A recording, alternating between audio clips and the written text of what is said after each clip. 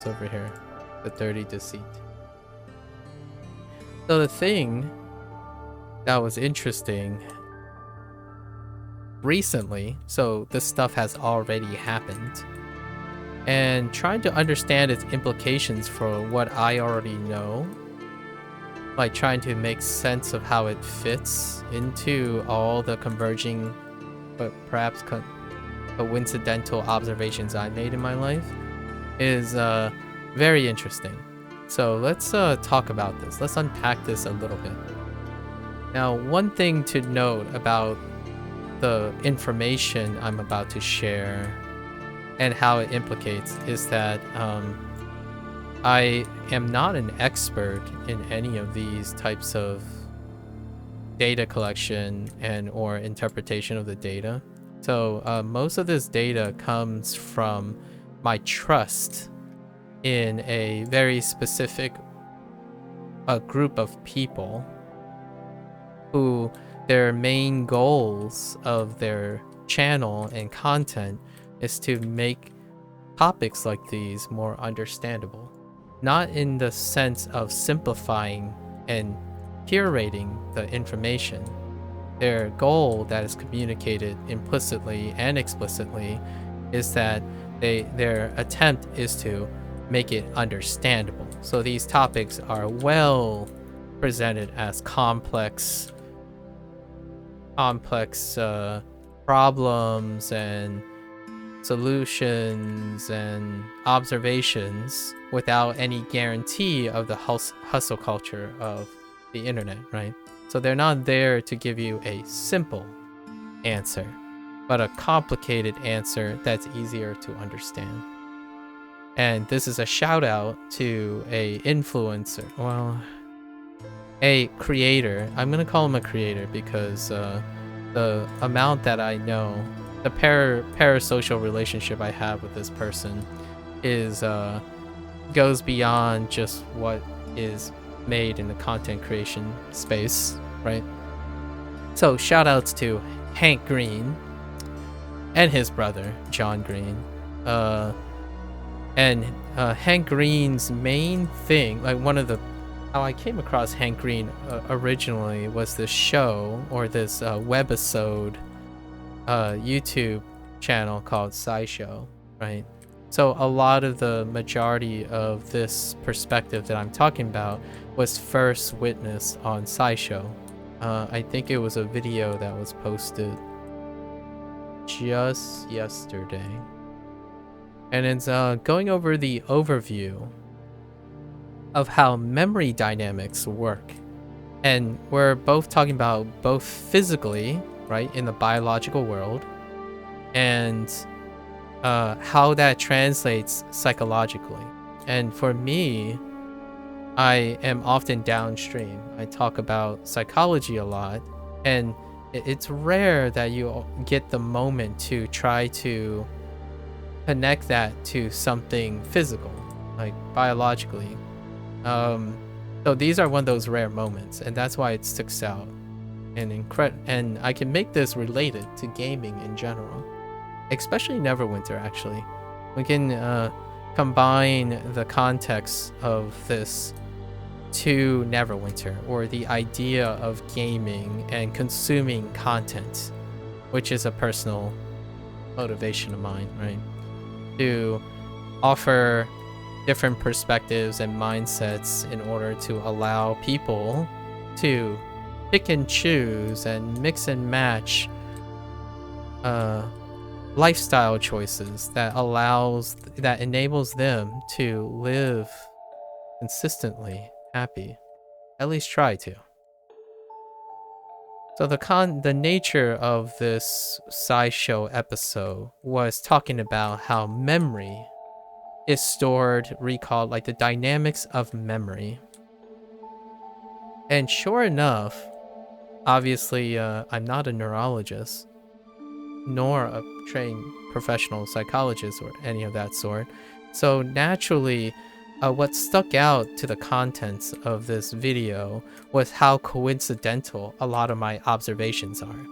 And it kind of made me really happy and sad at the same time, right? It's a bittersweet moment because a lot of the observations I have were like, oh yeah, so all of this discovery, which I'm gonna go into, lines up with my coincidentally with my perceptions and methods that I use and encourage and advise other people to try to use and tackle, right?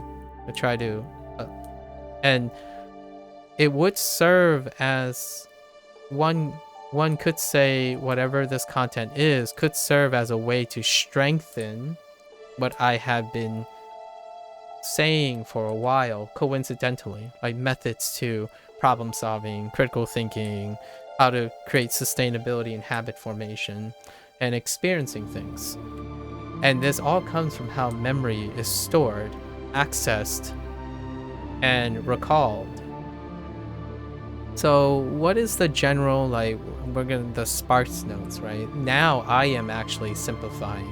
I'm paraphrasing and simplifying what they said because I'm not well versed enough to know all the nitty-gritty details yet. So the idea of this video was that I think the big paradigm,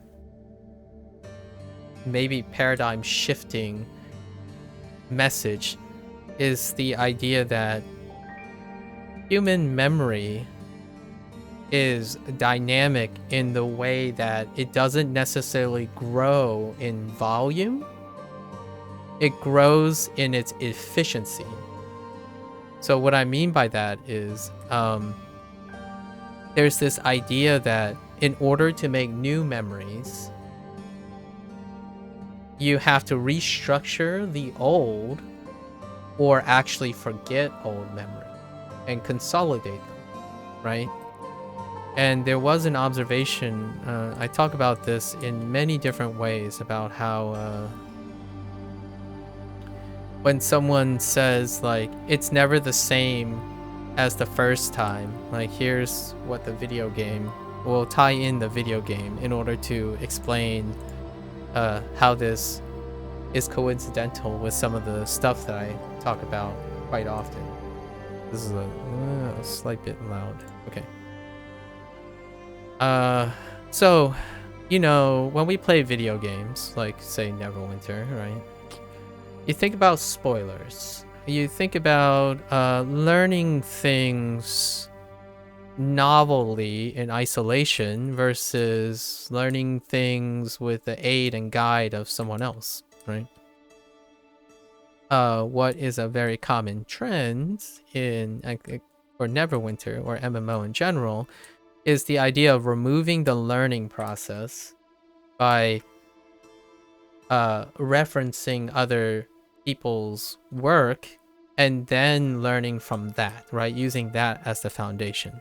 However, generally speaking, when we think about the raw learning process, it's not that learning hasn't happened with one way or the other, it's the absence of specific parts of the learning process.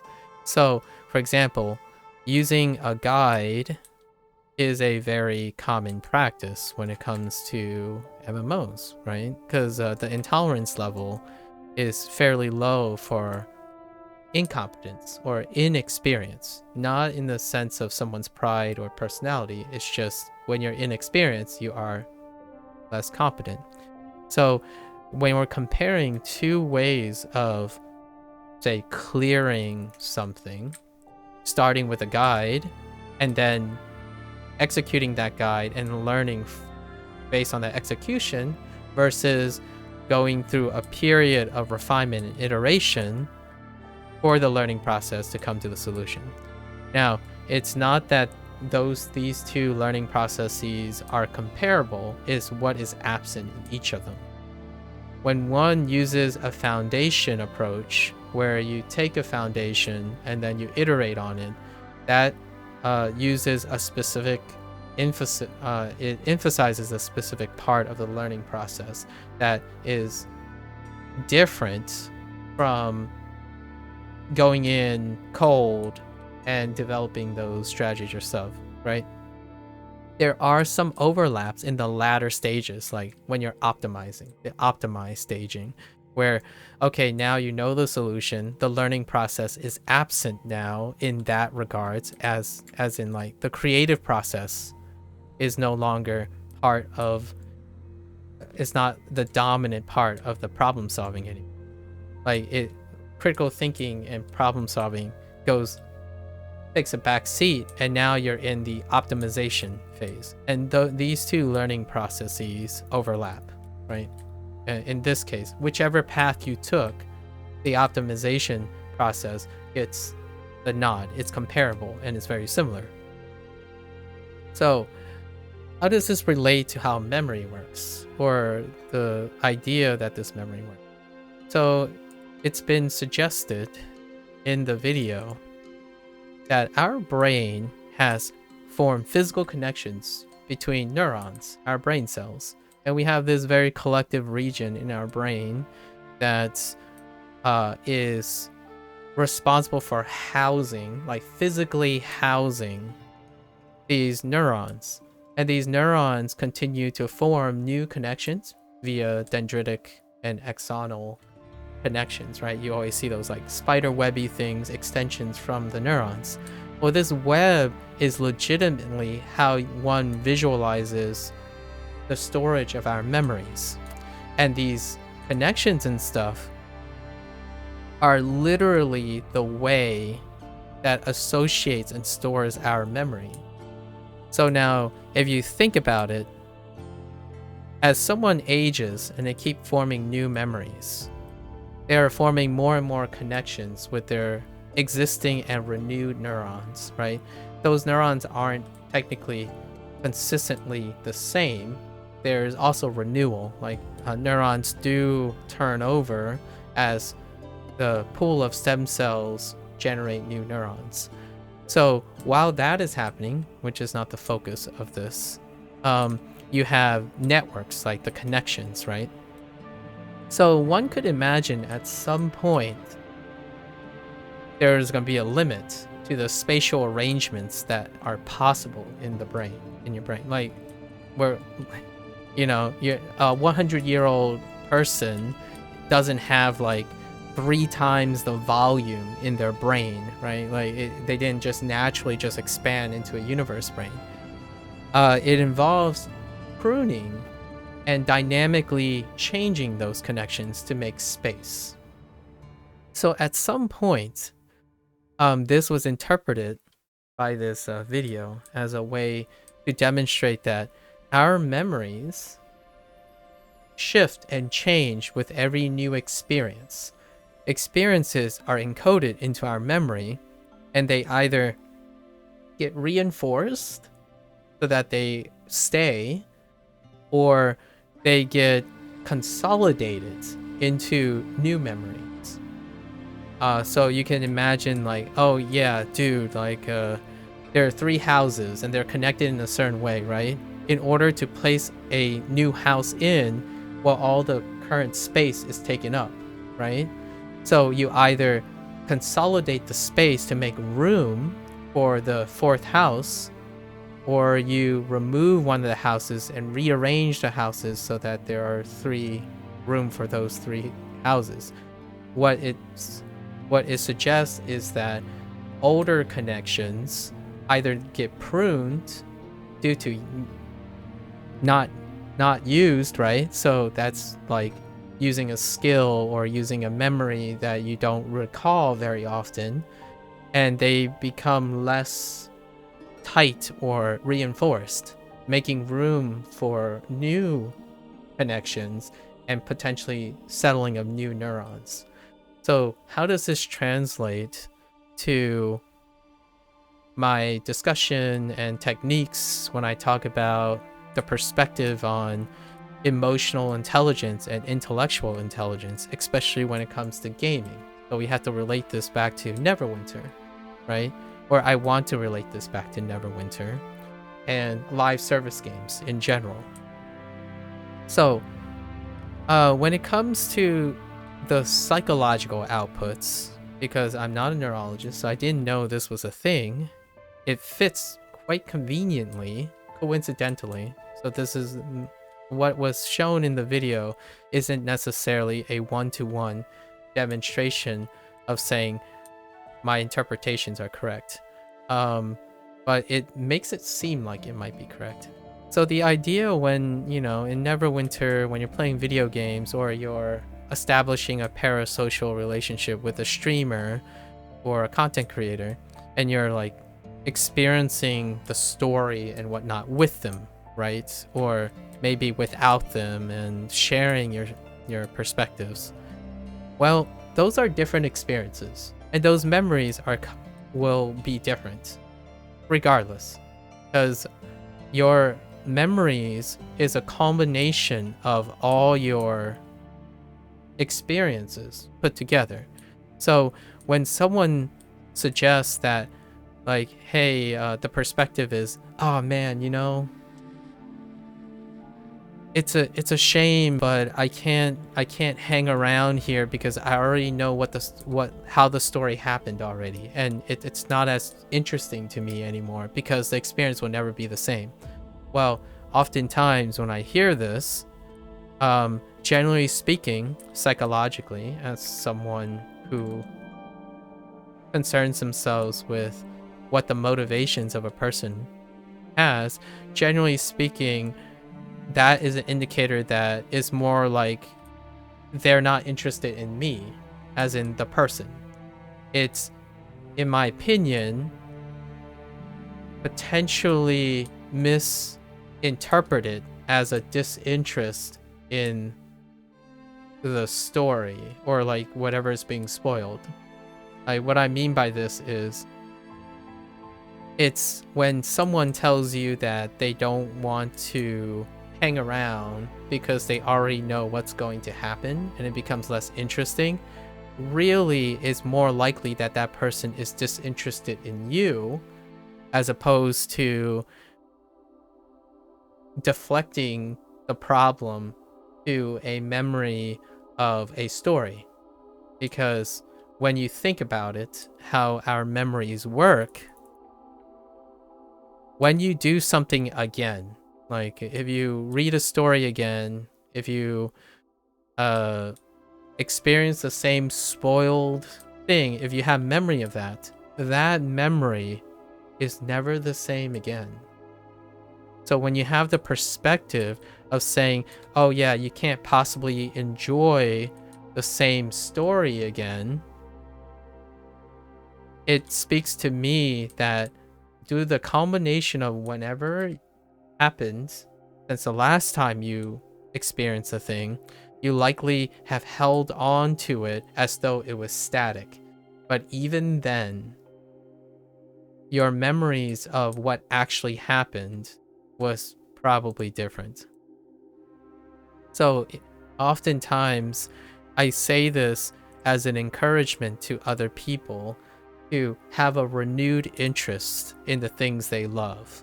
Because when you repetitiously do something, right, over time, the nocebo effect is incredibly powerful in psychology, right? Where if you think something is boring because you already remembered it accurately, like if you truly believe you can remember things accurately, and that is the end all be all of why you are disinterested in doing something again, both creatively, physically, repetitiously, it is coincidentally, from my perspective and this video, that it is almost statistically and inherently improbable that you are having the same experience according to your memories. That's making it less and less likely when people think that witnessing a story more than once means that they remember it identically and also experience it the same way. It's a convincing argument irrationally, for example. Like if someone is irrational enough to believe that the outcome will be the same, then the nocebo effect is or the placebo effect, however you frame it, can be true. But the reality is that you are likely having a different experience and you are recalling it differently. This can be used to people's advantages. It's not necessary, in my opinion, for people to live happy lives and sustainable lives without thinking this way. It's an option for those people who have interests that are very little. Like, imagine if you go to someone and says, I'm gonna do a K-Kona. No, I was gonna try to do it like a K-Kona funny impression, but like, football is everything to my life, or something like that. You know, like, football is everything. I live football. You know, I played football, then I tried football, and then I coach football. So how does one psychologically encourage someone who might be falling out of the repetition of football? Like, if your interest is incredibly narrow, right? How do you make a compelling argument both irrationally, as in appealing to the person's emotions, right, and rationally? Well, if we understand what that's implicating, right, the whole, like, the way memory works is that you might be able to get someone to accurately understand how their brain works. So, for example, is it the same if you do it the 1000th time versus the 999th time, right? So a lot of times I genuinely always encourage someone to do something slightly different the next time to reinvigorate their interest in whatever they did, right? So this is a very common thing in gaming in general, especially live service games. So this is why Neverwinter makes me think about these things and suggest these things. A lot of times, learning is hampered by someone's perspective. So, for example, in Neverwinter, this happens very often. When someone says you are truly experienced when you complete something for the first time. Well, when you complete something for the first time, that's certainly an experience. When you complete it a second time, it is also a specific experience. Now, how much this person improves or learns or stagnates is dependent on how they view memory and experiences. In Neverwinter, I would argue the predominant point of view is something from conventional knowledge, as in like a time before this thing I'm talking about. This idea that memory is malleable and it's dynamic. It's not static and retending. So, like, you know, one of the most popular conventional analogies to how the brain works is the computer, right? Well, this specific video is literally saying it's not. So yes, memories are stored, and habitually humans attempt to recall things as accurately as they can. That is conventional knowledge. That is conventional perspective. When you recall something, it's not the same ever again. Unless you choose to live in isolation, minimize any form of new experiences in your life, which does happen when you're playing a live service game. It does happen to a great extent when you have minimum interest, as in you have very focused interest and you're a very specialized person. Like, if you're a principal person, that's minimum expansion. Someone who is narrow-minded, for better or for worse, narrow-mindedness can be viewed as dedication. It can also mean unenlightened. So when you are very focused on something, like for example, playing Neverwinter for 10 years straight, your limits on the way you learn and be enthusiastic about something you spent a really long time refining could actually be not refining or iterations. It can simply be a preservation technique. Um, they did a little side cut to dementia. So there's a natural inclination for humans to want to have the perspective of holding on to their memory as vividly accurate as the first time. That is psychologically now, at least due to this video, I'm not saying it's fact or anything, but it's a consideration that when you think of memory that way, you might actually be inherently working against what memory actually does.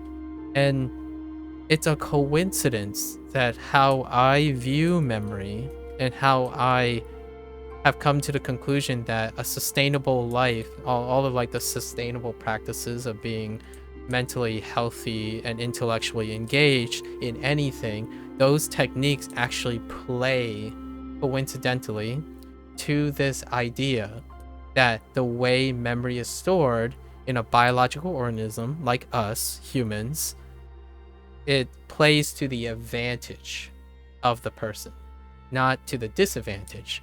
So for example, I have often when I was growing up, one of my greatest fears when I was younger was operating on this conventional knowledge that you have to remember things, you have to practice them, remember them so you don't forget them, right? You can naturally remember things as is, as all, the holistics, the emotional intelligence and the intellectual intelligence can be preserved through rigorous training of your brain, right? And that fear just steeped and continued to grow. And over time, I reached a breaking point when I was somewhere, in my mid-20s. And naturally, I started designing or developing routines that de-emphasizes the idea that your goal is to remember things as they were. It's to practice hygiene and methods that makes the memory valuable as they are. So that includes things like, how do you feel about the story now? Not how you used to feel about the story. Because that perspective, to me, is unrealistically it's incredibly dissonant with what is actually happening to a human being that I truly believed at the time. Now this type of data and research kind of reinforces that feeling. So no longer is the conventional knowledge, at least to me, it hasn't been for like the last 10 years of my life, that memory is a static component in which you preserve. Memory is a dynamic component in which you exploit. So what I mean by that is your memories, say like you had a really negative event or something. Like for me, I typically use my backdrop of being multicultural and being the victim of bullying because of racism and discrimination, and then not having specific things and all that. Well, my memory now of these events are one of fondness, a one of acceptance, tolerance, and I use these stories to create new significance in other people's lives, right? Like I try to touch people's souls using these, but that means my memories of those things have changed permanently. Like emotionally wise, everything. When I attempt to recall my bully's face from the first like 6 years since we moved to the new school district, that is no longer a memory of anger and resentment, which I say logically is probably what I felt back then, but there's no possible way of discerning if that is the case anymore. My memory is no longer that memory.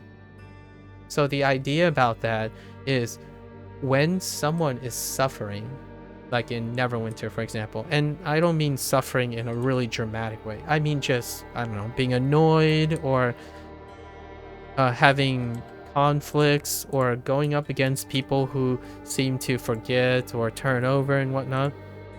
Naturally speaking, those people are the ones that are far more upset. Because if you think of it from my perspective, you are fighting against biology. You are fighting against the notion that there's a chance your memory works against that feeling. It doesn't stop you from trying, though. Like I'm a person who definitely believes in unattainable goals being the lifetime motivators. We're talking about in a situation where someone is legitimately declining and spiraling out of control to attempt to do something that very likely your brain is not doing that. So it's an uphill battle. And if someone is very strained already, alleviating that uphill battle might actually empower them and liberate more stamina, endurance, and mental wellness, right? So overall, a lot of the things I've said over the years, especially while I was streaming about video games, plays actually advantageously to me. The idea that if one can start embracing that you're not a preservationist, as in you like to specialize in something, but that has to be bolstered by plan Bs, plan Cs, other things that keep you intellectually invested in the thing you specialize.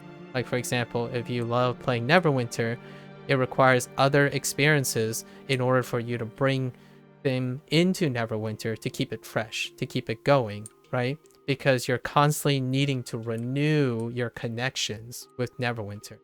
And the more connections you form that complements Neverwinter, the stronger the connections of all of the things happen, the consolidation phase. So a lot of times I describe about how do I weave all these topics together. Like it always seems like I'm a bit scatterbrained and I'm going in and out of topics, but in the end of the day, I somehow come back to the exact topic that I started with. This is through many years of practice of how, in my opinion, I thought memory was working, which is the idea that you have to form connections to consolidate different memories in order to become more and more efficient. So biologically, that is visually possible, not in necessarily humans. The research was done in rats, right? An animal model. The idea is, how do you maximize your memory potential? And these strategies have existed for a while. It's just I was spinning new perspectives on how to engage these activities, which is the idea of what I'm doing right now.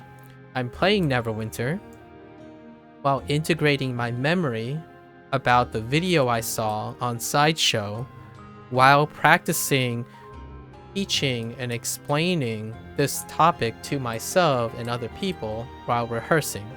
What that does is that I'm doing 4 or 5 different things that are connected to each other, which strengthens the memory of the one thing. Now, what it does give away is that my memory of Neverwinter or this specific event, all the individual pieces will no longer be exactly the same. Like I will probably give up some of my memory of storing exactly what I did here, like in this very moment, like hitting these buttons, going to high turn, then high turn.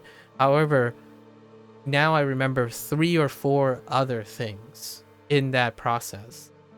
And that's generally the quality of life change that I encourage people to do in place of working against arguably your biology, or how I thought psychology works. And now there's a foreseeable biological explanation to why these methods end up working for a lot of people, right?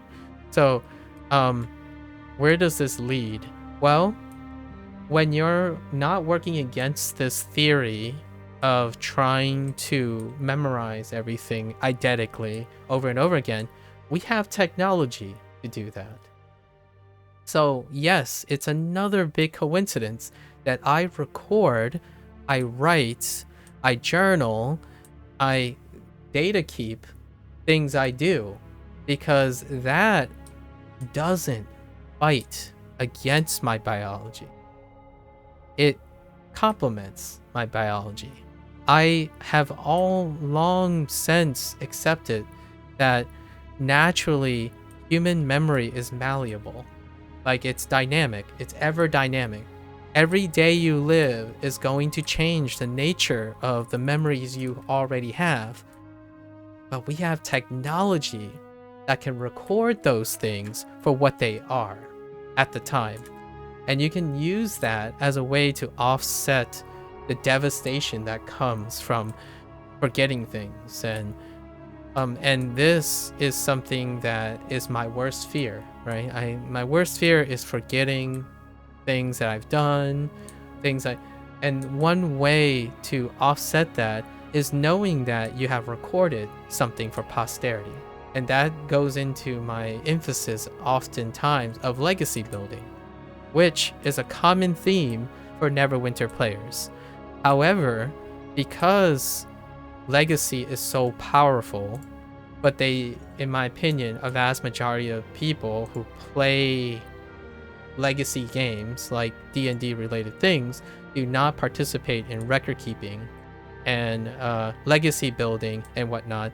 They also are refractory to learning new experiences and improving and dynamically adjusting to their problems and quality of life things that they have in the future, right? Or have that capacity to adapt to the future.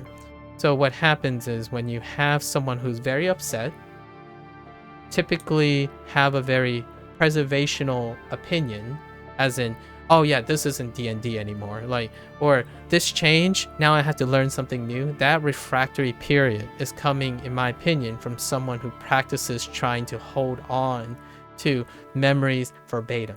So overall, if that is cutting into this person's life, like just really, really cutting into their lives, it might be reassuring to provide alternatives to this person's and suggest things like, hey, have you ever wrote down what you felt at the moment? Or have you ever wrote down what you did from day to day? Or maybe even record yourself?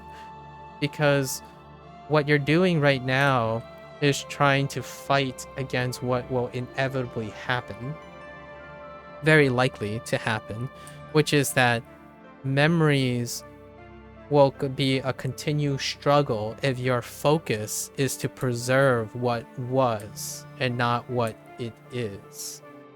So in this way, where does Cryptic and the Neverwinter community comes into this?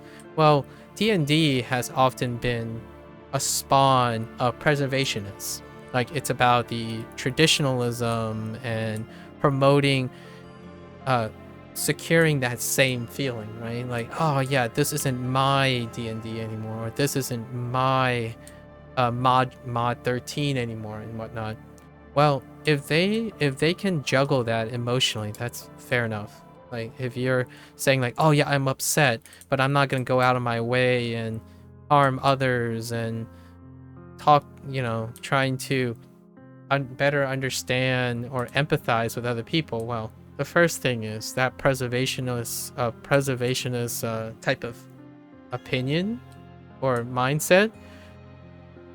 In reality, the person who is preserving is the person who is learning the least. And they are the one that is the rate limiting step to the development of most things. If you're trying to preserve something, you are naturally, inherently preventing refinements, iteration, development, improvements, because you're trying to preserve the status quo. How does that factor into my concerns with the person themselves? Well, if they're miserable and they have a love and hate relationship with dynamic people, which most of the time developers have to be dynamic. That's part of the creative process, right? So if you're trying to empathize and communicate to a creative body and you're of one of preservation, you will not reach the level of enlightenment that's necessary to harmoniously coexist with creative individuals. Creative individuals are dynamic people, right? And it's not that the dynamic people don't understand the preservationists, it's the other way around. It's actually very unfair how biology has made it this way, where so it's not supposed to be fair. When you are trying to stay the same in both memory and feeling, it is working inherently harder than trying to adjust and adapt constantly, right? So what does that mean, though, when it comes to the livelihood of someone who's preservation? Well, if they developed enough skills in their lives to cope with this, then it's fine. Like, they'll go about their lives, they'll have some W's and L's here and there, right? So that's perfectly wonderful. How does this relate to video games? Well, video games can be static. Like, they can literally be static, as in, unlike a human being who is inherently and unconditionally dynamic biologically, like even a preservationist would agree, when they get older, they're changing. Regardless of their like principles and stuff don't change, and you don't believe people don't change at all and all that stuff, you can at least agree that biology changes, right, over time. So it's inherently dynamic. But video games are not. They are only dynamic when the creators change things. So when you're of the mindset that video games should stay the same, while at the same time desiring it to get better, that's a paradox. And one of the biggest existing paradoxes is in Neverwinter as a live service game.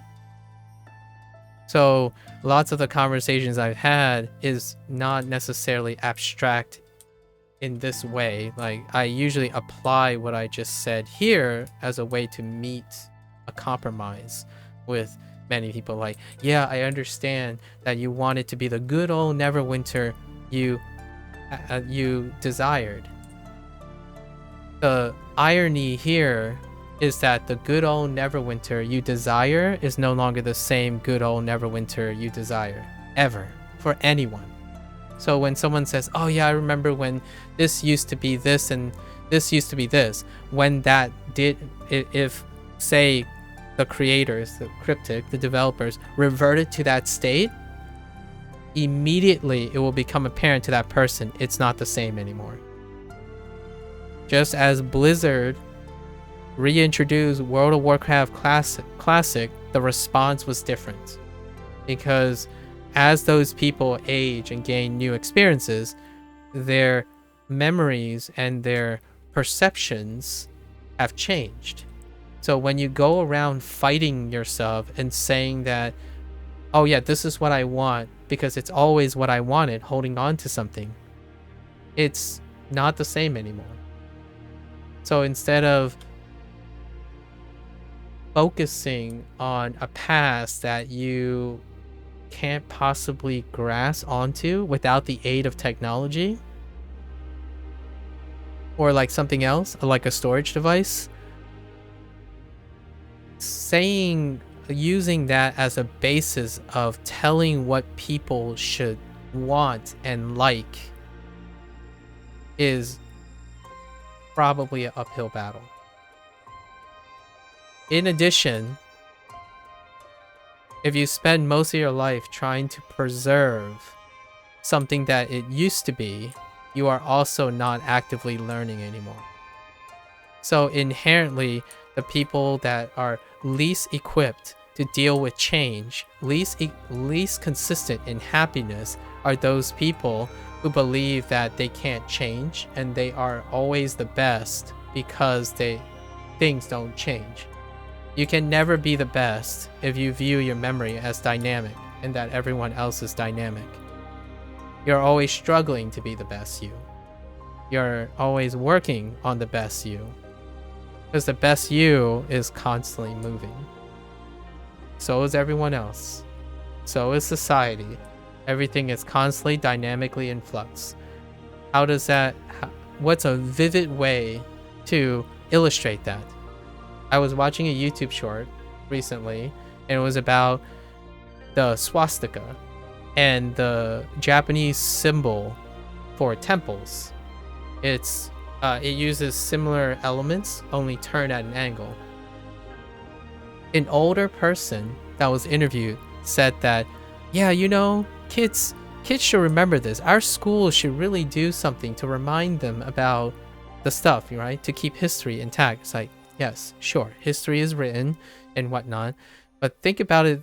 There's another poetic message in this. All the younger people didn't know what the context that separated the swastika from the temple symbol in Japan, right?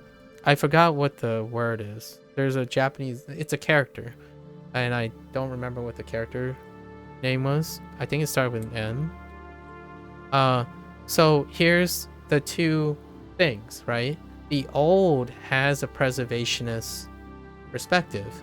The young, what are they giving up for not remembering that? Well, they clearly don't know the hardships and the fears and dangers of being part of a world war, right?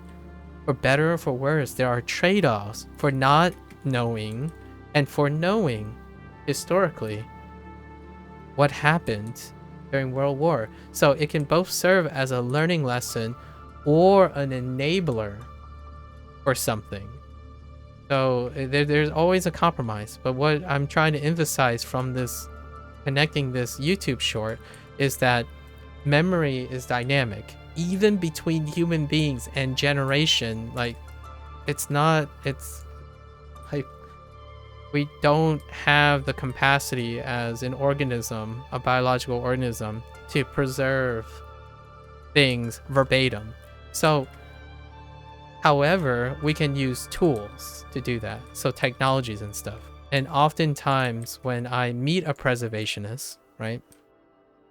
When I think about someone who's always concerned about the good old days or always re-experiencing their thing, their favorite moments and whatnot, books, photographs, recording devices, any form of recording devices, those will be your closest assets that can truly capture something. So oftentimes my emphasis to help these individuals is to encourage them to record as expressively as they can, because you cannot recall that in the future, but you can reflect upon it, so you can see it when it's recorded. If you don't record any of it, then you have to embrace the idea that your memory is fluid, right? The you today, when you look back on an event before, is going to be different. You might think it's the same. In reality, it's almost statistically unlikely that it's the same. You cannot do that. It's not part of biology. So to get the best of both worlds, become an active record keeper. Become more expressive. So this is my segue typically to my rehearsal about understanding how to communicate with other people. If you can understand how to communicate with other people, you can also communicate with yourself. If you can communicate with yourself, you might be able to be more easily approach communicating with others. So when you're writing things and recording things, they're only as expressive and helpful as the effort you place in recording those moments. Obviously, there's a work-life balance and all that involved, but you're trying to exercise a habit that captures those moments, the moments that are important to you, the details that are important to you. And video games can serve as a substitute for that.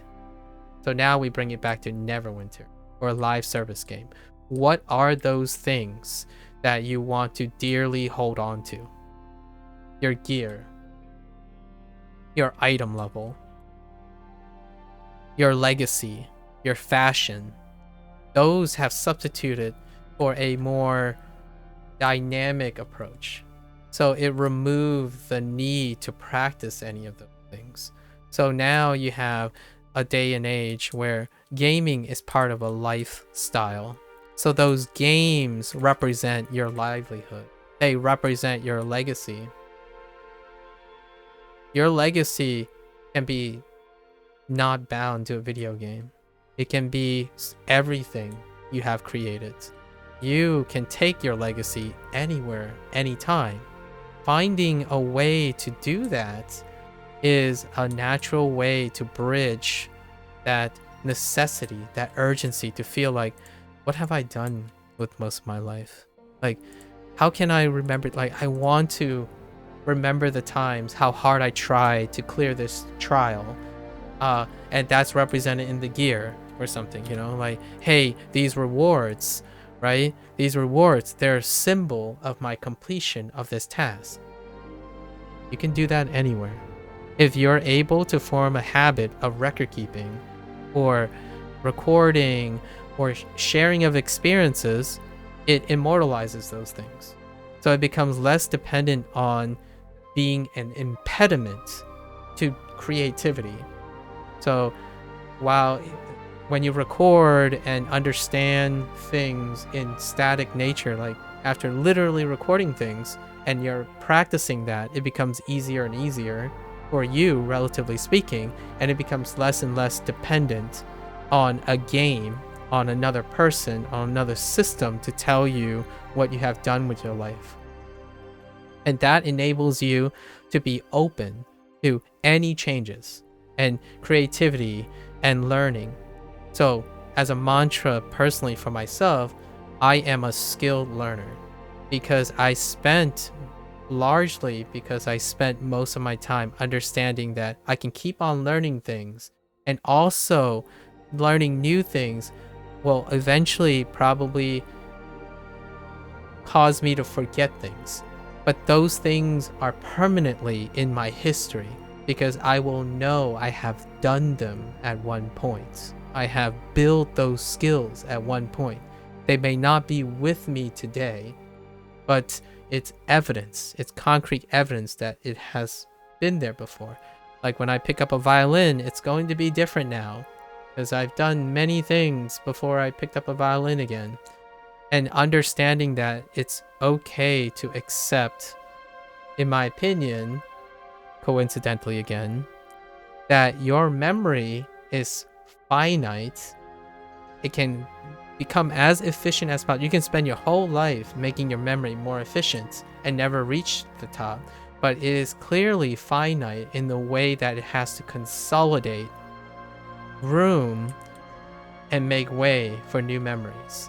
So when you're thinking about it this way, it kind of matches all the practices that people find to have sustainable lifestyles of learning and having a healthy relationship with always experiencing things anew, right?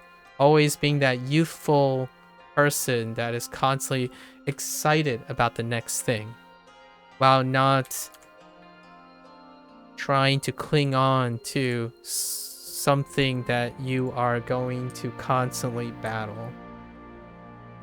And that's kind of what video games are taking a place of right now. They're taking a place of legacy building. So a lot of times developers are offsetting this need, and it can be very well sustainable because one, there are a lot of video games. However, the longer you stay with a video game, the bigger the sting, right, from losing it. And that's what Neverwinter, in my opinion, the greatest conflict of interest between the vast majority of Neverwinter players and their developers is that Cryptic has to be creative as part of the creative process.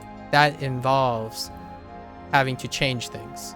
For better or for worse, change is change. It's a dynamic thing to constantly reinvigorate new interest.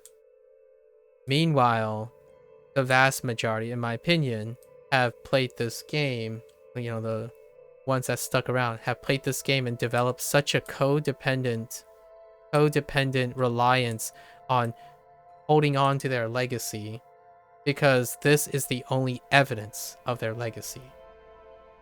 There's, and what I mean by that is there's insufficient amount of other ways to demonstrate that this person has played Neverwinter for a really long time and had all these skills and memories. It's gone now. It's gone forever. Like, what I mean is, if they did not record those instances, and if this game changes, it's gone forever. This is the most reliable source.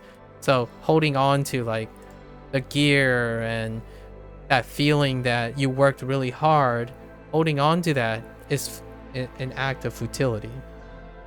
If you didn't record any of these things and this game shuts down, all those memories are gone. You cannot hold on to them.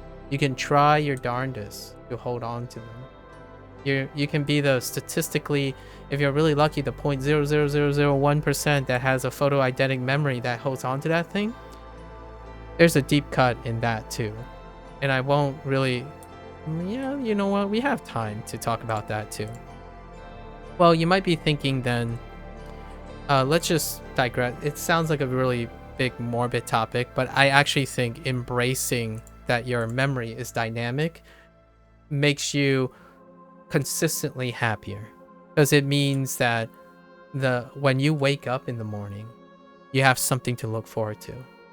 It might be the sunrise that you've seen for the 3,000th time in your life. That is new now, because the perspective is that you're forming new memories, and your old memories are benefiting and being shaped by your new experiences. Not that this sunset is not like the first sunset you ever saw. Now the first sunset is even better because you saw the 3,000th sunset. So every time you go and do something, right? Say this is, for me, the 8th week of Spelljammer. And today I'm doing the same thing I did last week. Well, it's not the same thing I did last week. What is different about it? This exact conversation. I didn't do this conversation last week. Right? This memory is forever going to be different. You can't possibly expect to have the same experiences even while doing the exact same thing. It can be near the same, for sure, like going to work each day. It can be near the same, but it really isn't the same. You are surrounded by, and when you go to work, you are also surrounded by other humans who can't be the same person anymore. Like, literally, cannot be the same anymore. The memory has changed. You've lived one extra day. We are linear time creatures, right? So what does, like, for that, it's supposed to be empowering, in my opinion. It's empowering. Remember to, like, if you really feel like you want to hold on to legacy, find ways to preserve that legacy. Collect things. Write in your journal. Start a food diary. Take pictures. And then those things will serve as ways to alleviate and allow you to continue learning new things and appreciating new things in the present.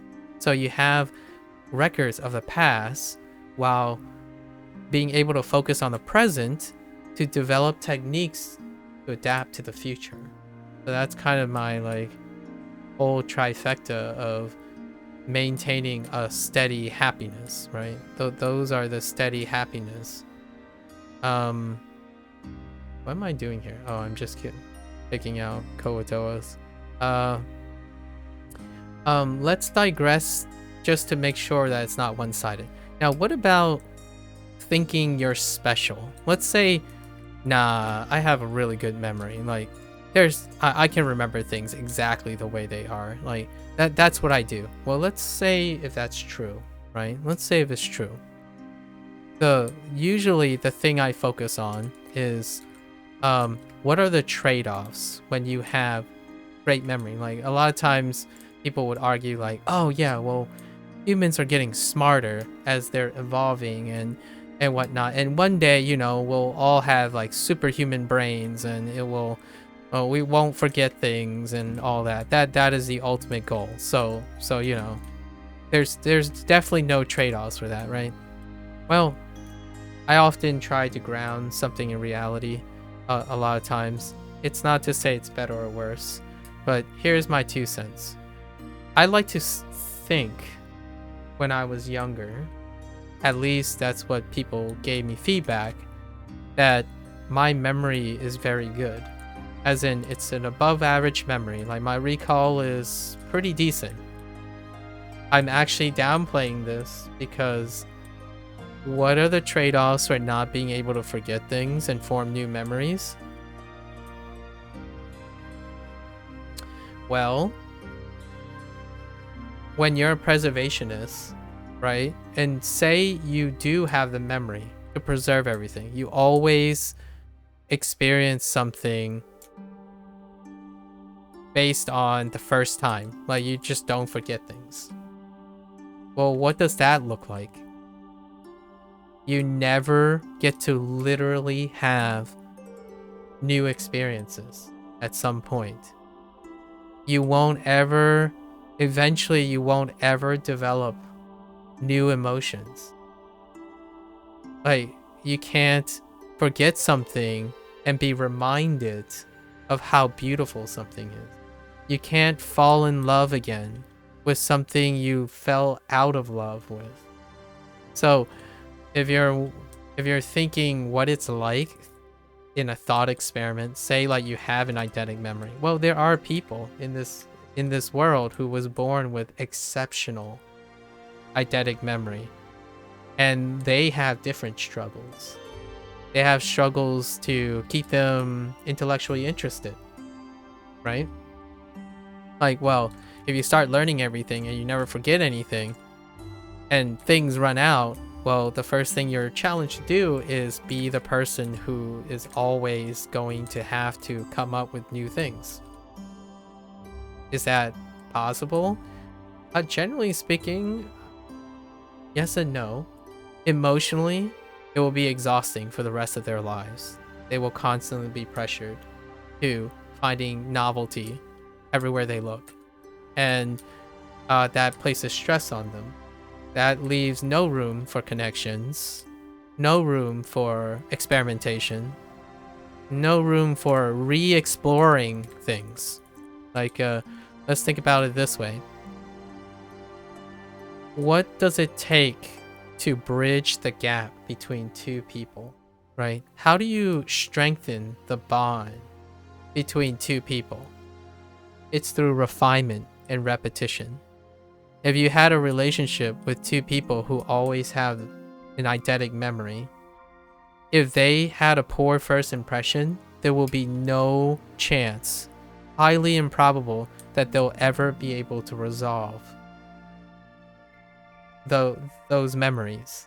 Like, if you hate someone, you can never learn to love someone, like that same person, ever again. When you have a traumatic experience outside of your control, you can never consolidate and dynamically forget how painful that memory was. Your memory is no longer dynamic, it's static. So just imagine living a life where you can't forgive, you can't stop hating something, as well as you can't stop loving something. So say someone who has an eidetic memory first discovers morphine. Well, they can't forget how good morphine is. their memory is impeccable. There's so many ways that being less dynamic, thinking you're a human being that has static memory, is like pretending like you're a computer. What happens when a computer has a virus that it can't fight? Well, it's doomed. When a human encounters a virus, they will continue to learn how to adapt to it, or try at least, right? So when you're thinking about a preservationist type of mindset, you are also thinking about someone who don't learn anymore, who minimizes learning, who is less skilled, less adaptive. So when you're thinking about a video game and you're thinking about the rating system, a developer is encouraged to make the rating system, like things that measure aptitude and challenges, a reflection of human dynamics, how their brain, like how they're dynamically learning and improving. When you stay static, it only takes your weakness to take you down. That's it. That's all you know. That's all you'll ever know. And to me, the truth here is that I think Neverwinter, all my years with Neverwinter, I've encountered some of the most loyal people, the most committed people to upholding rules and like standards and stuff. They're super consistent, but they are also incredibly narrow-minded, prideful, arrogant, and fail to learn new perspectives ever. So actually, it's a trade-off. It's a compromise. The more you're committed and loyal to upholding a status quo, the less likely you will learn new things, take on new perspectives, and dynamically adapt to new environments, because you have to stay loyal. If you adapt to a new environment, you are no longer loyal. And that's the duality, in my opinion, of the struggle, the struggle of Neverwinter, which is a D&D property that has a philosophy of maintaining traditionalism while being a live service game. Live service game can't stay the same. The vast majority of people live dynamic lives. So the game has to change dynamically over time. Even the most foolhardy and consistent people their lives will change over time, and their preferences will change over time. It's to the point where those people who think their preferences haven't changed have no evidence to suggest they haven't changed. I do. And even though I don't think I have a great memory. I don't agree with most people.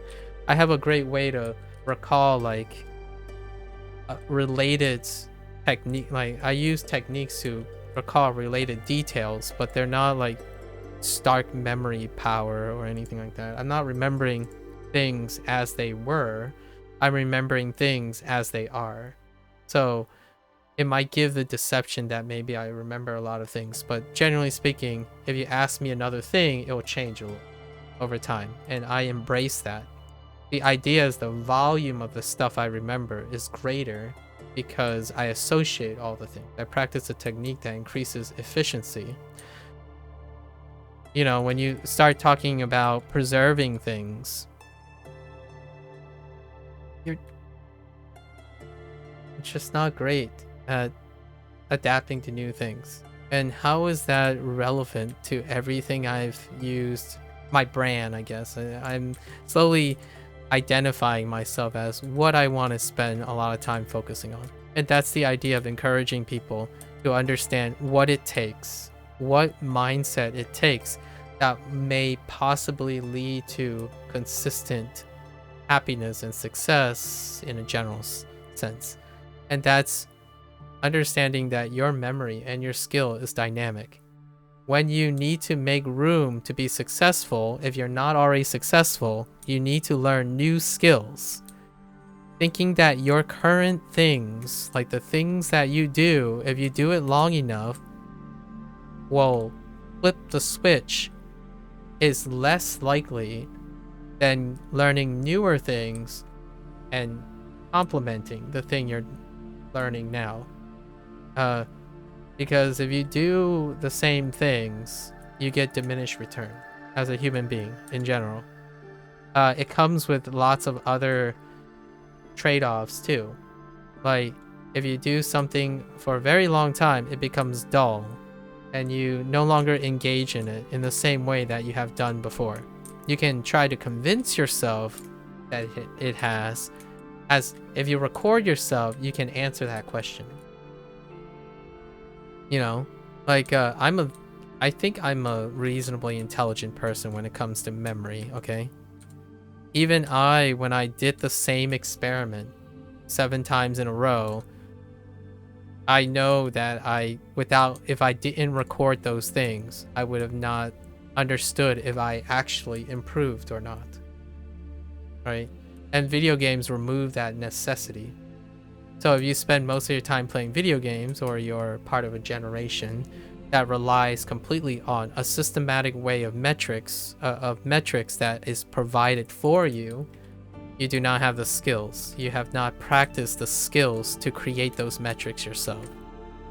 So it's inherently, in my opinion, imperative to encourage people to be able to form legacy and value themselves, and be able to create new sources of significance that's not dependent on things they can't control, like a video game. The developers are inherently going to enter a state of creative freedom.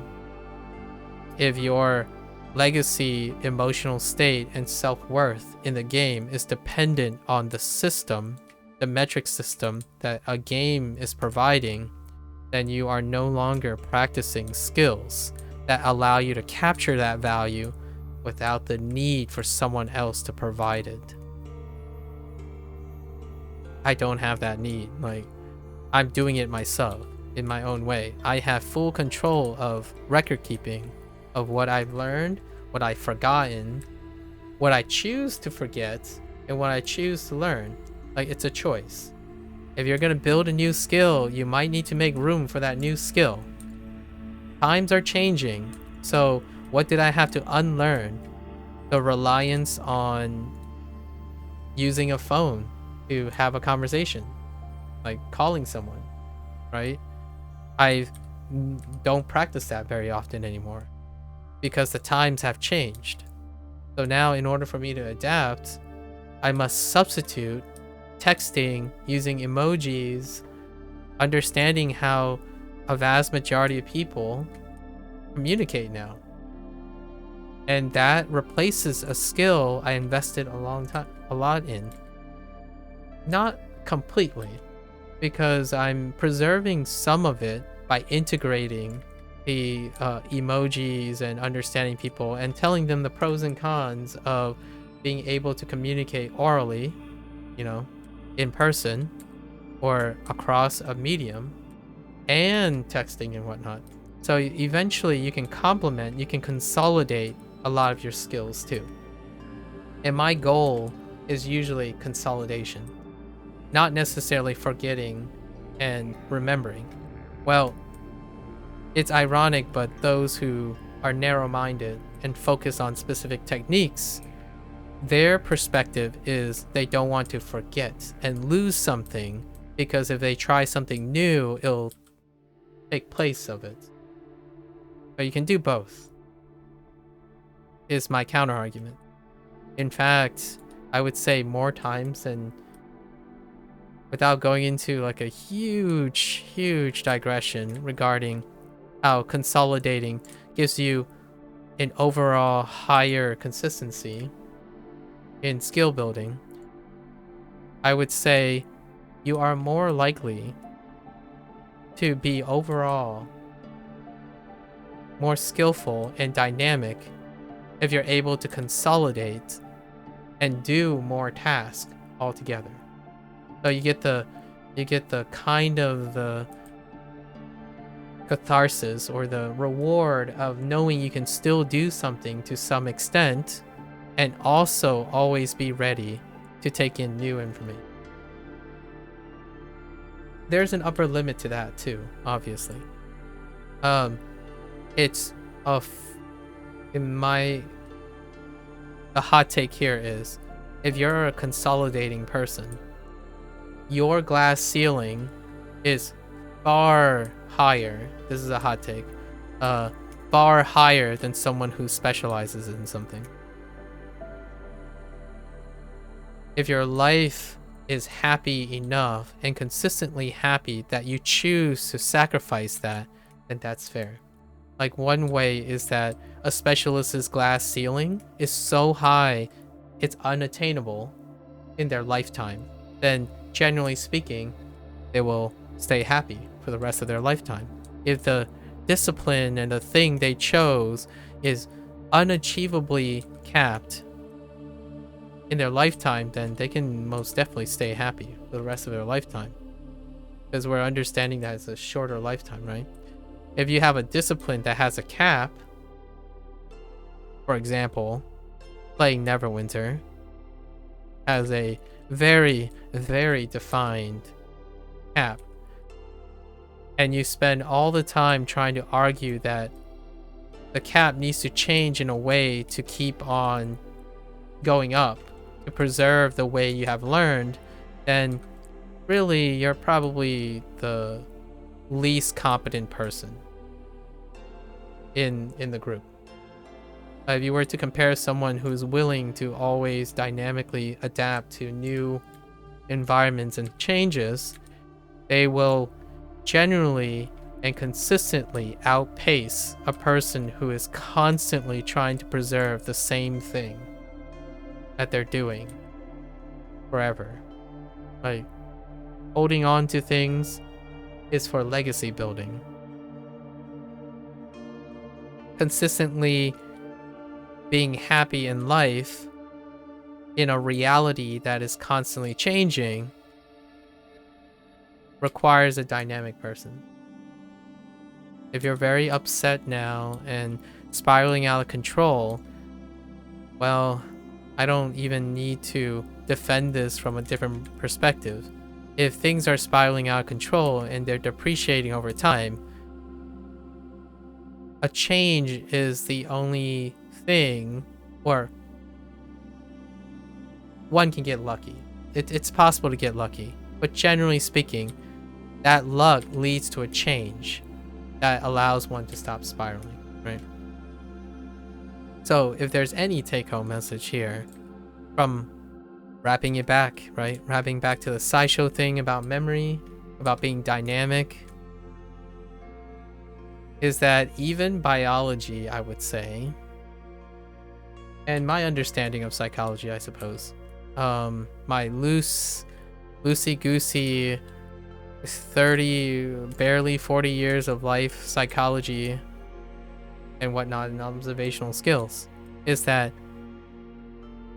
everything points to the most reliable way is to have a mindset that embraces a human being as ever dynamic, not static. So all the behaviors that tend to try to preserve oneself, it's an uphill battle, and there are people who made it so. Like, there are people who were able to spend the majority of their lifetime preserving what they hold dear. It's still less consistent. If you take the whole population, it's still less consistent than the successful people who are constantly dynamically shifting. The leaders of the world are constantly changing. The people who are consistently happy are the ones who are constantly adapting. They are rarely ever the person who is not changing over time.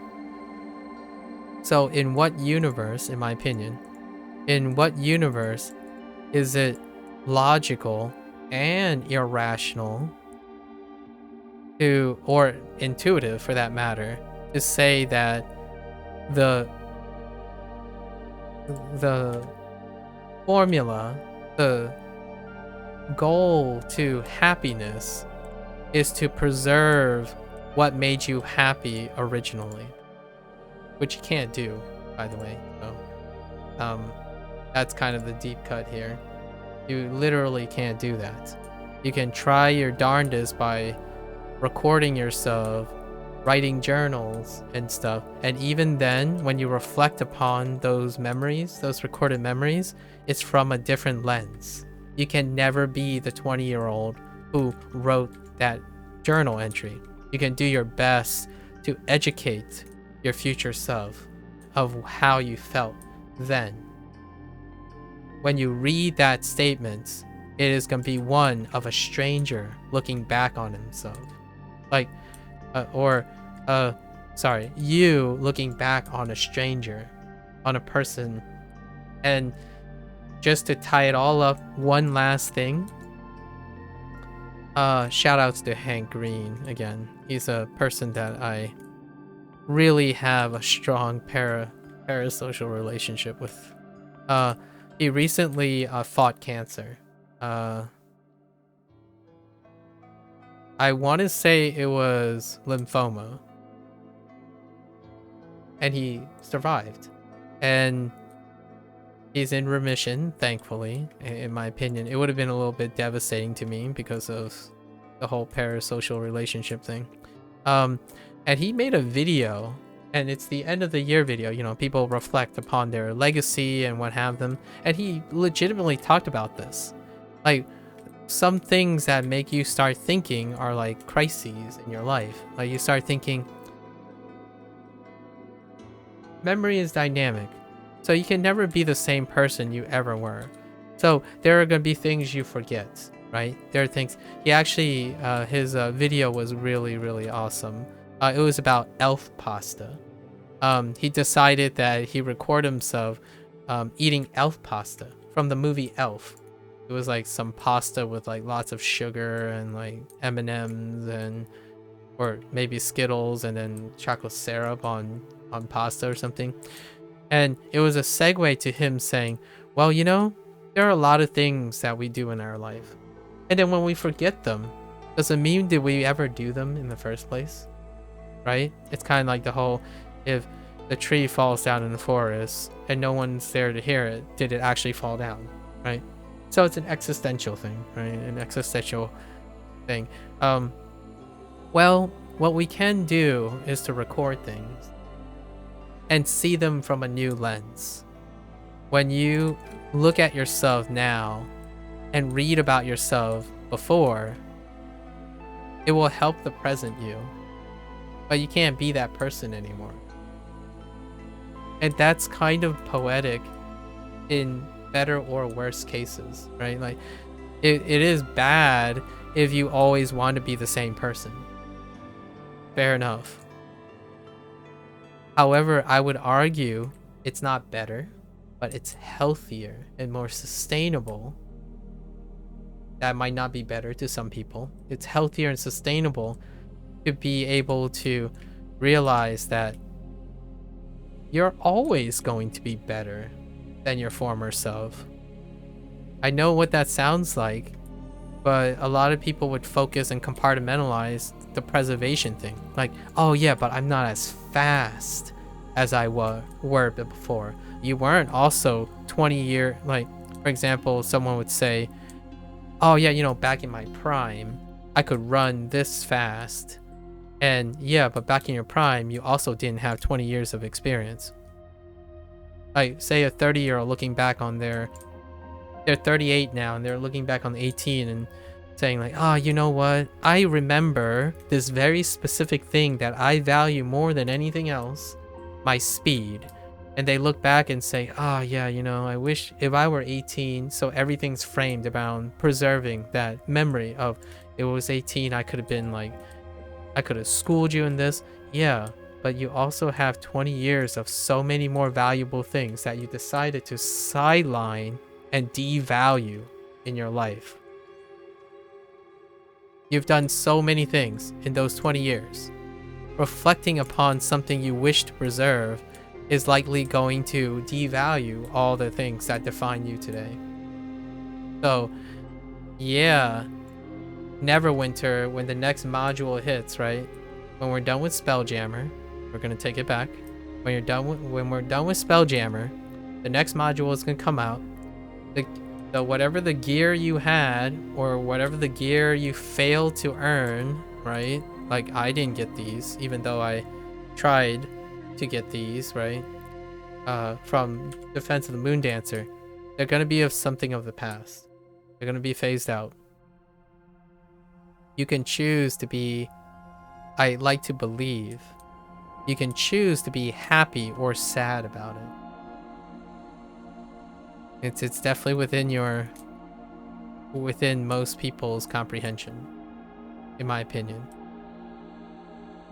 It might not be the same starting place. Like, some might embrace it far more than others, right? And that's largely due to practice.